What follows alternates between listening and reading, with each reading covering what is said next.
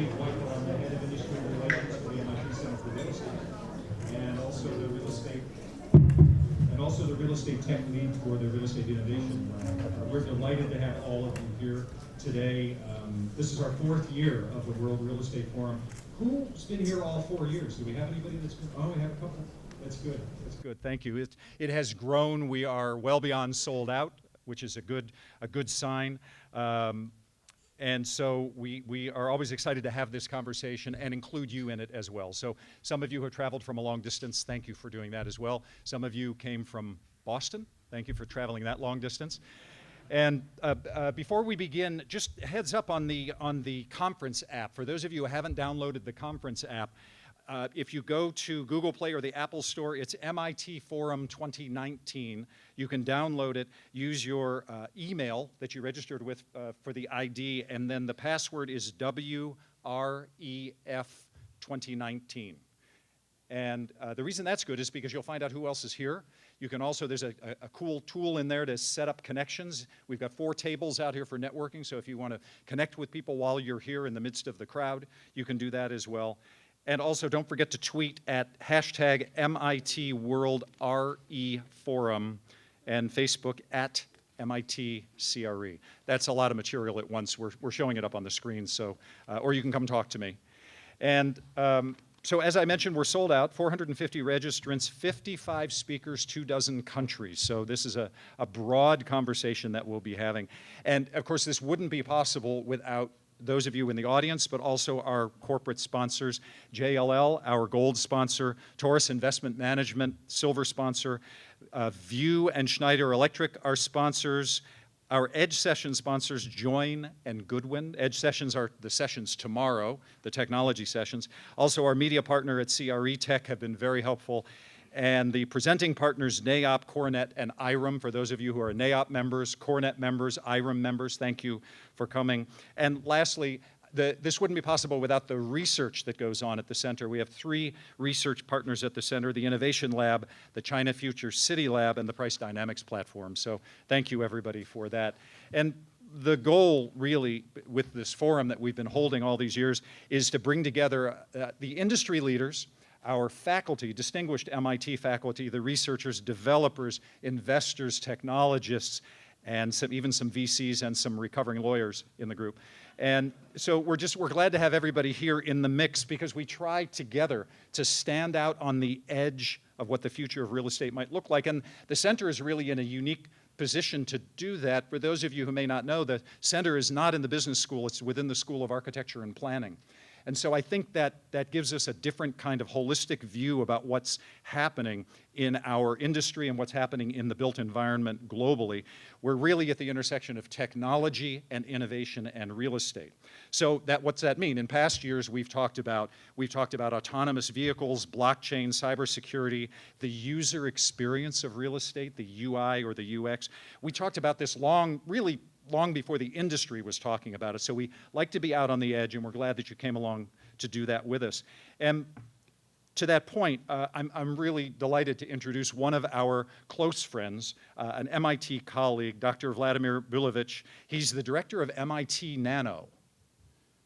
Yeah, I had the same response. I said, what's Nano? We're going to find out what that is. He's also a professor of engineering here at MIT. He's the McVicker Fellow of Emerging Technology, and he's really going to share with us his perspective on what's happening in the built environment. And let me share something that I didn't know about Vladimir. He has 75 patents or more, right? More. He says more. 75 patents on solar energy and photo detection, light-emitting diodes, lasers, television displays, chemical sensors, programmable memory, micro-electro machines. I don't even know what that is. So he's in an interesting position to share with us his perspective on the built environment and the impact of technology, especially nano and the work that his various research groups are doing.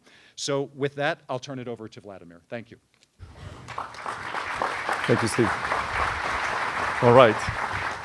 Well, it's a pleasure to stand in front of you.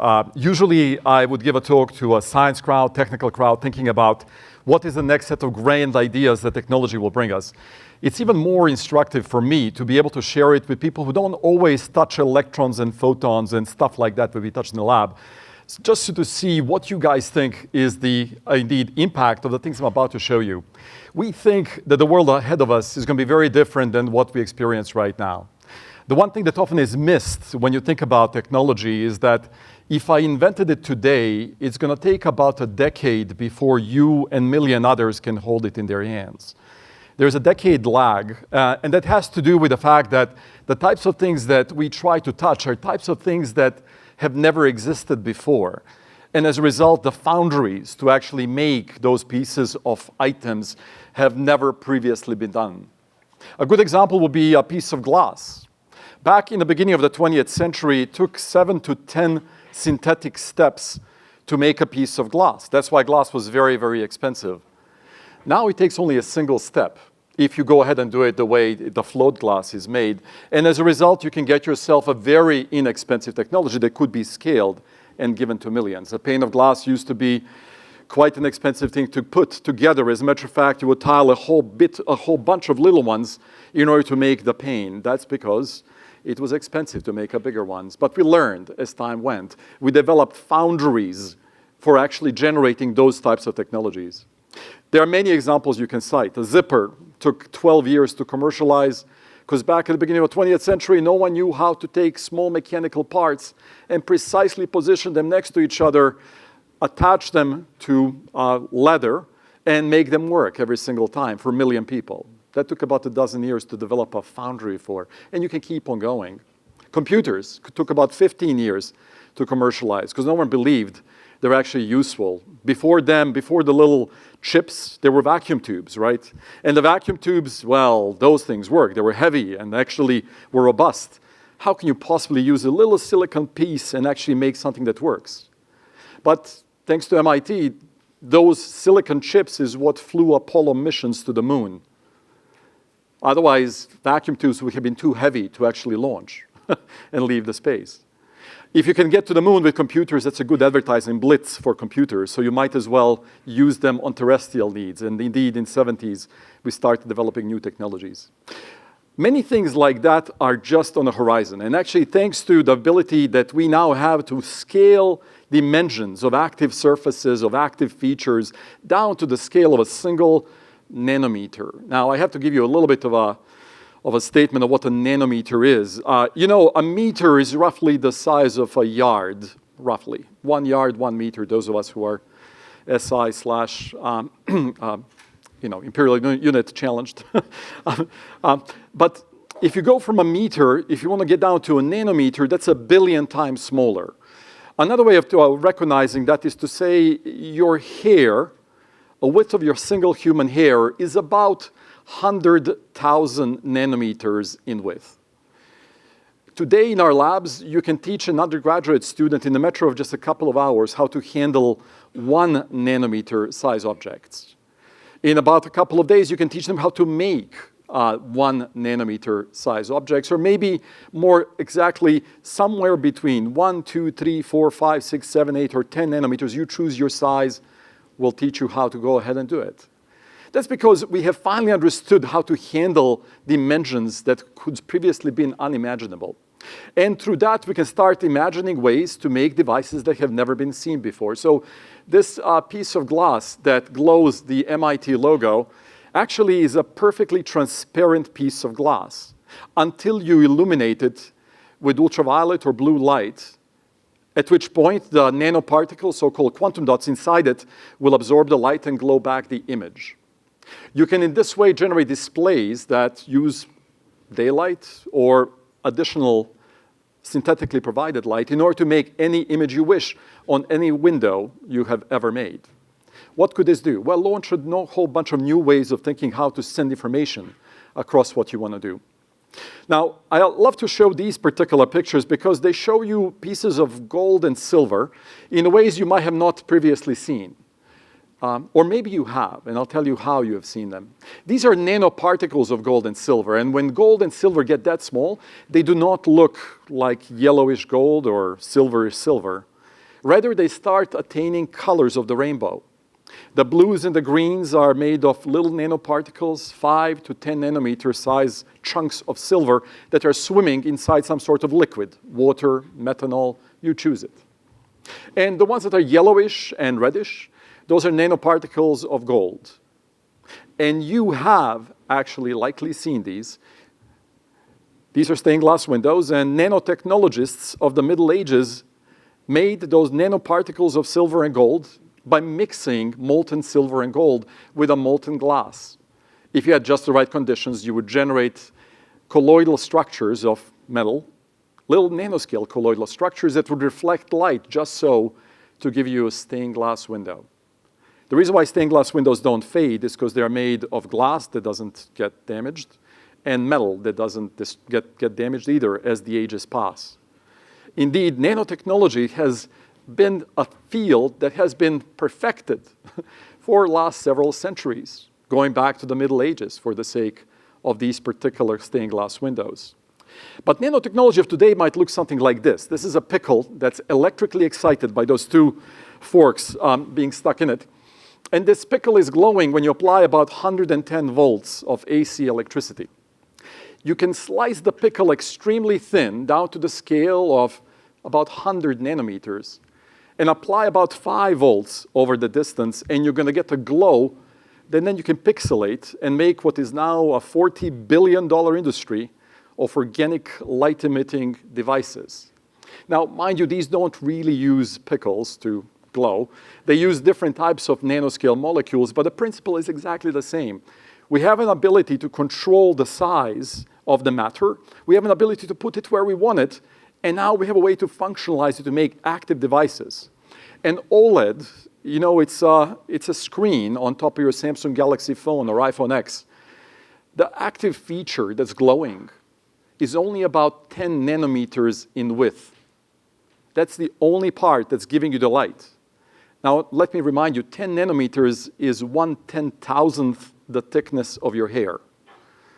Well, that's, when it comes to surfaces, a very powerful way of using an extremely small amount of matter and yet provide a visual impetus that can indeed inspire us in the form of a picture. The only thing that's missing is a foundry to actually scale it. And so, of course, MIT students look at that and say, well, this sounds like a good thing for us to spend our time on. Give us 8 to 10 years and some money to go ahead and scale the idea. And indeed, they build printers like this. Here, I'll show you how that printer prints. This is a version of that printer that takes a 2x2 meter piece of glass, and it's sliding it back and forth. That big box that's sliding to the right is a 1,000-nozzle inkjet printer. It's dispensing nanoscale amounts of the active molecular layers and will cover the entire 2x2 meter piece of glass in a matter of 75 seconds with pixelated, accurate pixels as needed for your display, with a yield of over 99%. Now, the reason why I gave you all those numbers is it turns out every one of those statistics has been unachievable a decade ago. It took us about a decade, 8 years to be precise, to actually figure out how to make it work. Now, if you touch an organic LED display, it has touched this tool. And this tool enabled us, hence, to enable dramatic cost reductions in the OLED production. If you go and try to buy yourself a 55-inch OLED screen, yes, it's still a little bit more expensive than the LCDs, but not 5 times. It's more like a factor of 1.5, sometimes even the same. These are opportunities entirely launched by MIT, entirely built by our students, that we typically think of when we say, how do we engage external partners?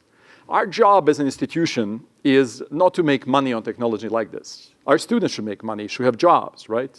Our partners should be able to figure out how to take this and implement it to make a value for themselves. Our job as an institution really is very simple. Impact. And we generate impact through knowledge, demonstrations like this, and much more importantly, our people. Are there any MIT graduates in the audience? A few. I'm going to thank you right now ahead of indeed showing you a couple more images. It turns out your names are forevermore etched in the walls of MIT.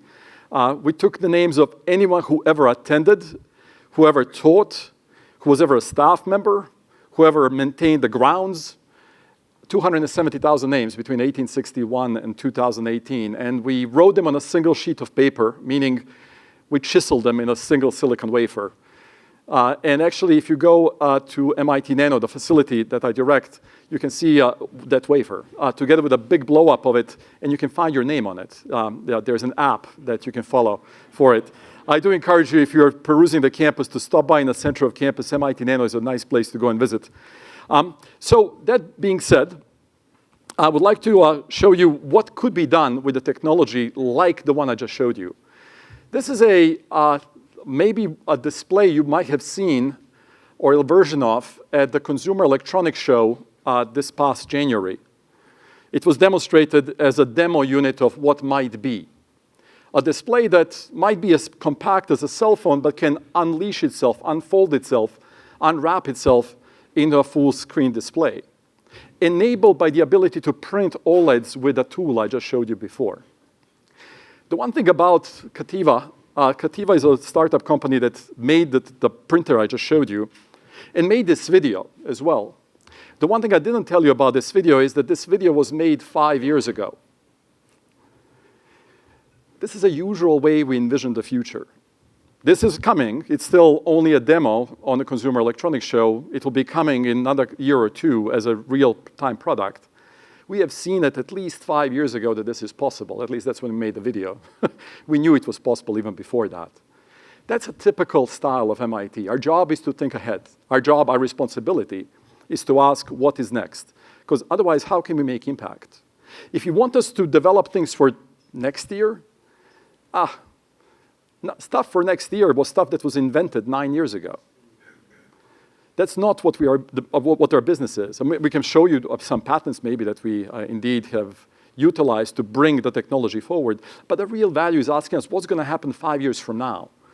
That's where we can give you, call it a crystal ball look. And if you ask us what's going to happen 10 years from now, we can make some fairly educated guesses, but those would be fairly much guesses. 5 years from now, I can tell you that we're often right in the way we think about what could be. Here's an example of something that might be 5 years from now. These are plants that glow. If you've seen Avatar, the movie, anyone seen that? Like there's a forest, there's Navi forest as you go through.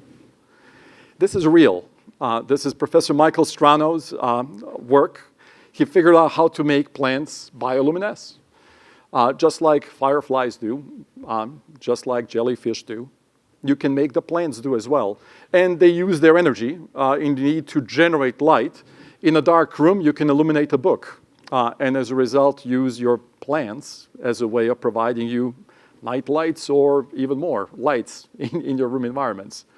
Sounds crazy, but very doable based on what has been demonstrated just a year and a half ago.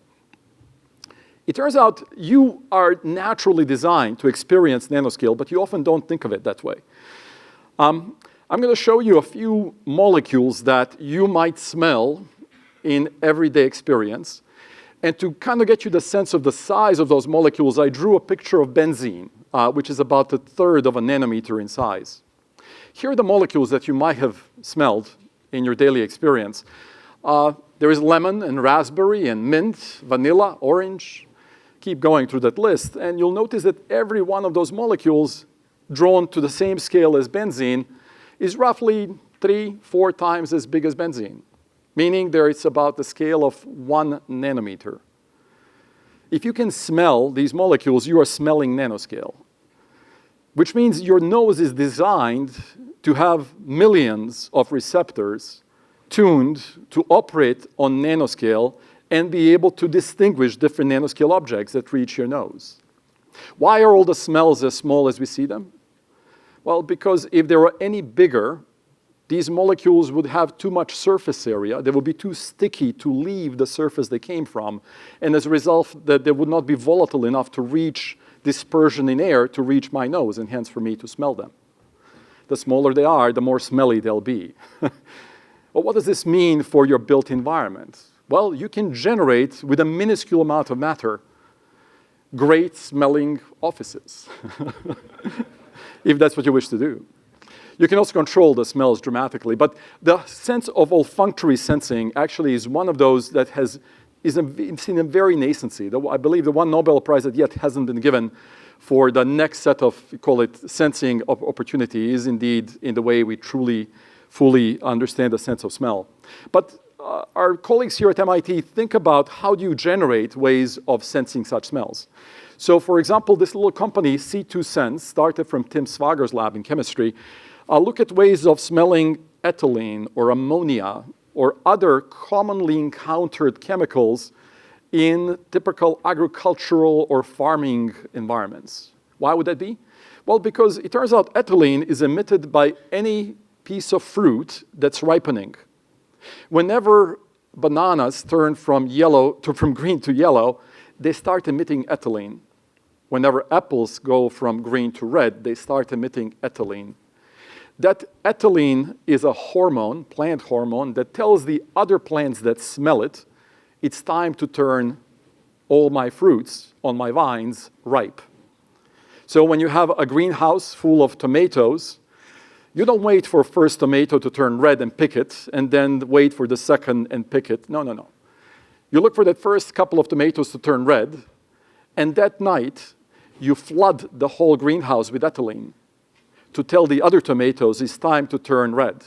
Wait a few days and everything will be red. That's when you pick them out, right? If I could smell ethylene and I can detect with precision that ethylene is present, I can save about 15% of produce in the United States. Because that's the amount of produce that right now rots in warehouses because we don't know it. They're ready to be sold. If you can make a piece of paper with carbon nanotubes that are sensitized on nanoscale to be able to detect ethylene, I can walk around with my phone and identify which piece of paper happens to be on a crate that smells a lot of ethylene, and then identify that crate as being ready to be sold. It turns out that the opportunities are vast in this field, both for saving food, but also for saving life and limb. Tim Svager's work has also been used in Iraq and Afghanistan for detecting explosives like TNT. That happens to be another nanoscale molecule. If you expose his fluorescent films to TNT, they stop glowing.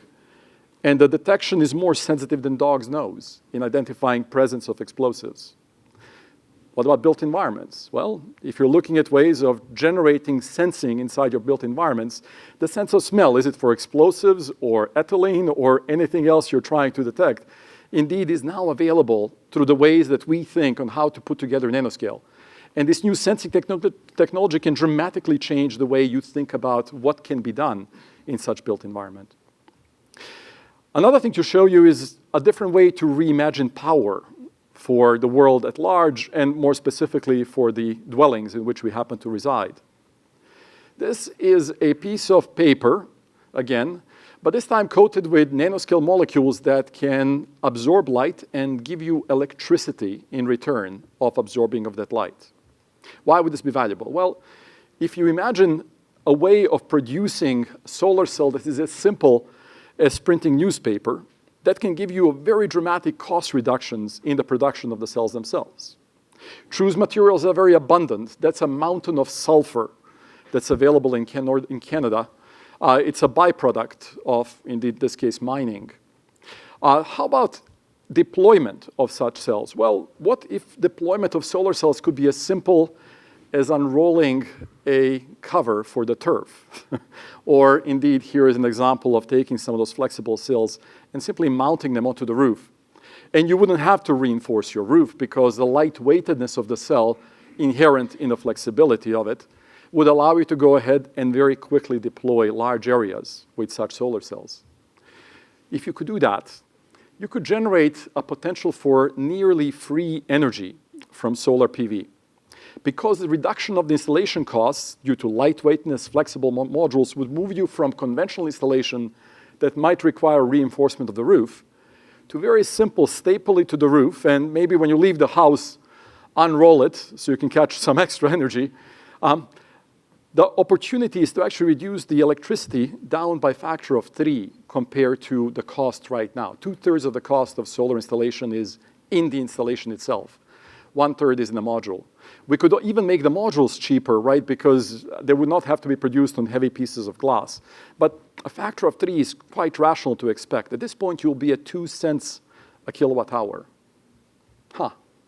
Remarkable opportunity, but it requires an entirely new paradigm, an entirely new foundry for making how the solar cells look. Solar cells of tomorrow are nothing like solar cells of today, just like solar cells today are nothing like the ones we've seen a decade ago. Here is an example of one of those flexible paper-thin solar cells. In this case, you shine light on it, and you're powering that little electronic gadget. But it is a piece of paper that you made your solar cell on, so you might as well treat it like a piece of paper. Let's feed it through a printer. And let's choose to print right on top of the solar cell. Let's see if it still works. Still works. It's a very different modality of what solar can be and how you would deploy it. On every surface you touch, you should now be able to have a solar cell. As a matter of fact, we looked at a piece of paper and we said, well, the active region of my device is half a micron thick. Again, your hair is 100 microns in thickness. So the whole solar cell is only 1/200th the thickness of your hair. A piece of paper, well, a piece of paper is about as thick as your hair. Wasted space, wasted weight. So we gone ahead and said, well, can we go ahead and take a saran wrap? But you know, this time around, we'll actually grow our saran wrap. We'll make our own saran wrap, make it 1 micron thick, add a 1/2 micron of solar cell, add another micron of a packaging layer, so the whole stack is 2.5 microns or 1/40th the thickness of your hair, and peel it off and make a solar cell out of it. If you do, as we did, you can rest it on a soap bubble, and it's light enough that it doesn't even know it's there. It actually generates 6 watts of power per gram of the solar cell, 6 kilowatts per kilogram, or about over 100 times more power per kilo than silicon can do today. So from perspective of opportunity, it's really asking, what's next? Well, what's next is this. Maybe you didn't like the color of my solar cell. Maybe you were not fond of the brownish and purplish hues that the active materials necessitate. So how about this? I'll give you a solar cell that looks like nothing. It looks just like a piece of glass. I'm going to use my nanoscale understanding to make materials that do not absorb visible light. Visible light will go through, but ultraviolet and infrared will be able to be absorbed. And as a result, I might be able to make a solar cell just like this. Go ahead and attach electrodes to it to see if you can harvest the local power of whatever ambient light is. There you are. You're absorbing the infrared light in the environment, generating electricity and running that little motor. This is, again, a transformational way of thinking of what power can be. The solar cell itself happens to, again, be only 1/2 micron thick.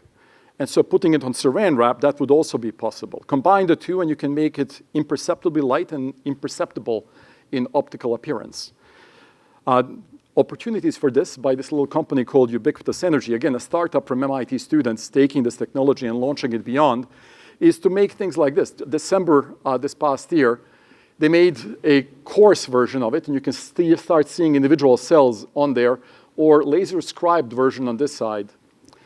Both of them indeed are available now as the first demos of what the built environment might be like.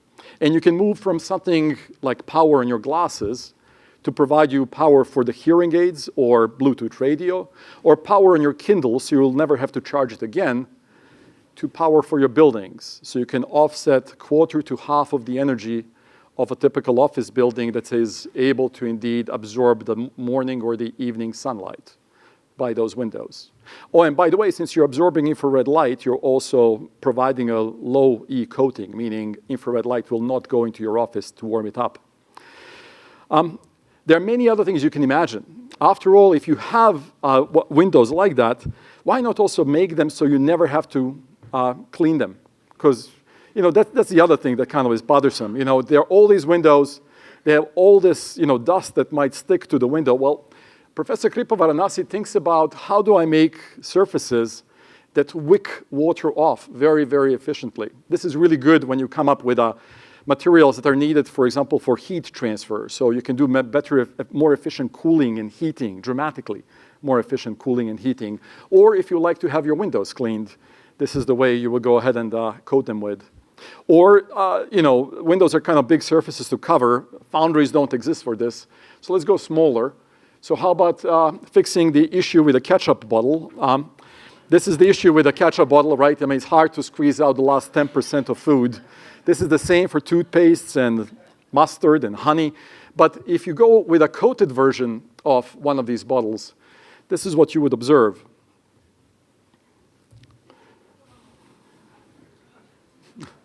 You can squeeze the last ounce.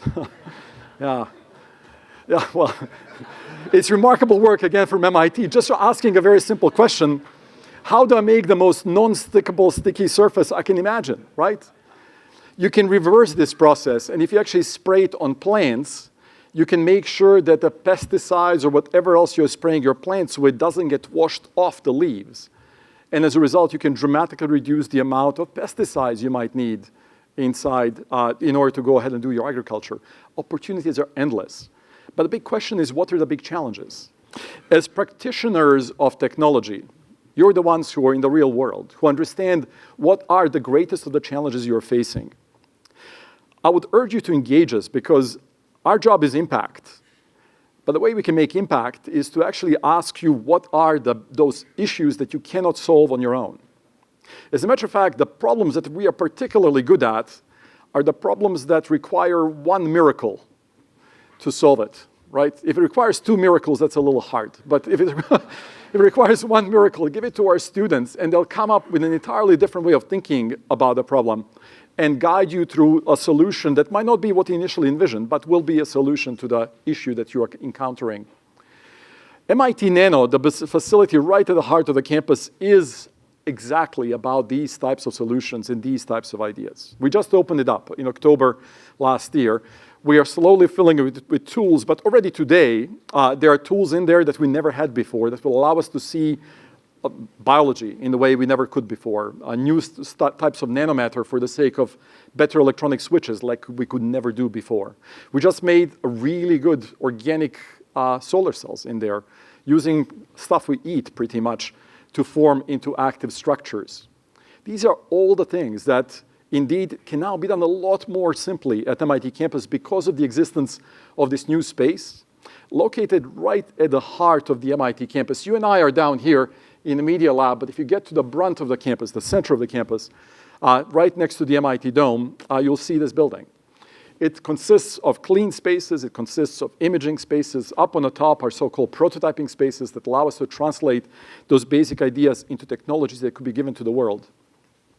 Notice, I don't know if it's obvious from this picture, but we, by design, chose not to put any professor in this building.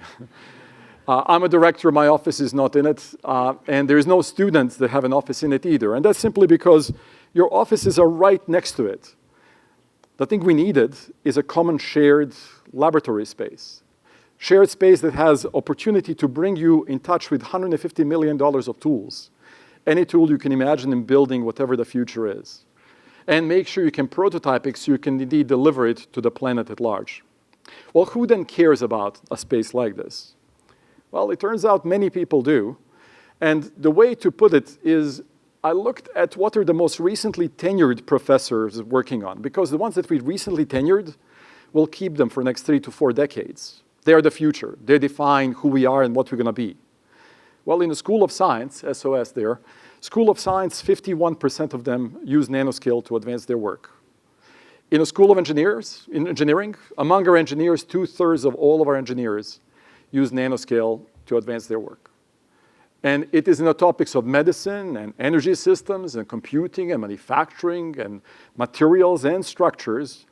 We have a more energy efficient cement, for example, or concrete, ways of quantum science and technology, and all in a purpose of training those individuals, providing them education that would then make them the change agents once they step out of MIT, by using their technology and their knowledge to take the next steps and advance the planet. So what is next for MIT Nano? We just opened, I told you. So we have many things to do.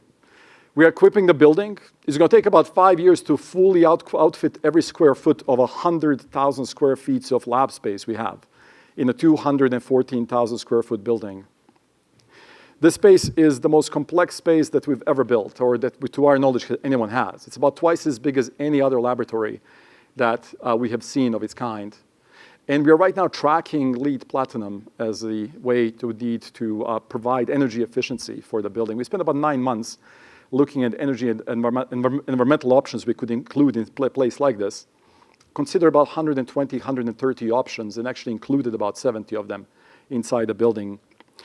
We need to engage the research community, and we already are doing that broadly across the entire campus, but this is another way of engagement, bringing in industry members that can provide us a way of thinking, what is it that is needed next? Companies like IBM or DSM, Analog Devices, software company NCSoft, chemical company Dow Chemical. These are present partners, but we're looking indeed in engaging additional ones as we keep on going.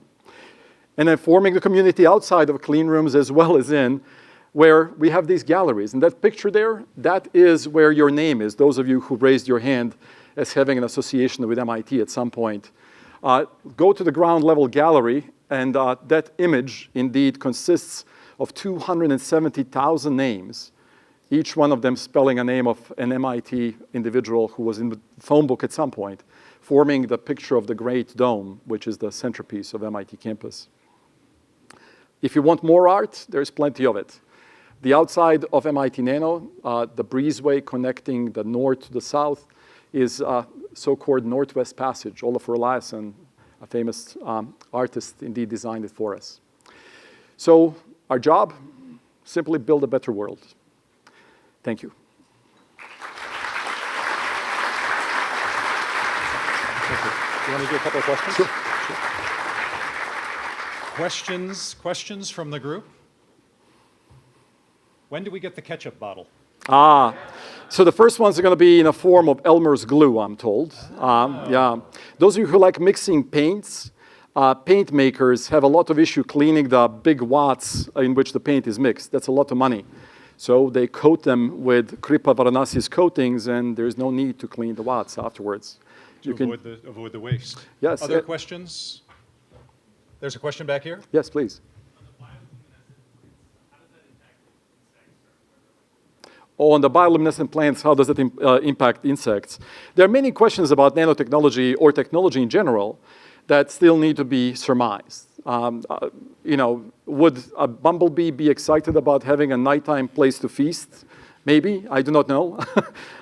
We haven't investigated those kinds of questions. The question was really is it possible to generate a glowing biologically fed object and hence not needing to plug it into the wall and letting itself, control itself. Right now, actually, we do use so-called fluorescent potatoes. Farmers do today because they want to know what part of the field they need to irrigate. When potatoes do not glow under UV illumination, that means that part of the field is perfectly fine. If the leaves of your fluorescent potato plant are indeed glowing, that indicates that it's a dry piece of land and your corn is about to die. So make sure you irrigate that part and not half a mile that way. So yeah, you're asking a great question, and there are many ways to answer it, but the right ways, we need to test many, many things. Vladimir, one more question. Yes. I have a question. Half the world lives without intelligent technology. We talk about emerging technology and makes the world better. Would there be any interest in addressing challenges that poor communities, building construction, would they? Absolutely. Frugally engineered technology is the key to what we need to deliver. The reason why I showed you the lightweight solar cell is because it turns out the first place it makes sense to deploy it is places like India, Africa, remote parts of the world that are not easy to reach. Most of the world that doesn't have access to grid electricity, and that's about 1.5 billion people, do not have a road going to the village either. What that really means is that the only way to deliver power to the village is on someone's back or on the back of a mule. A person carrying the solar cell on their back doesn't care what is the efficiency of the solar cell. The only thing they care about is how many watts are they carrying per kilogram. Can I give you 10 times lighter solar cell that's half as efficient as silicon? If I do that, I gave you a 5 times better value in watts per kilogram. And consequently, you'll 5 times speedier electrify your village. We think of this tremendously. As a matter of fact, the other metric you can push forward is you can ask, what's the cost of everything that we use in the developed world or developing world? And you'll find that all of it pretty much scales per kilogram of the material. MIT Nano is $14 a kilo, the whole building. Your Ford Taurus or Toyota Camry is $15 a kilo. AA batteries are $15 a kilo. Everything you buy is between $5 and $20 a kilo. Wait, Vladimir, you valued the new building on a per kilo basis. That's right. And in the industry, we do it on a per square foot basis. No. No, no, no. No.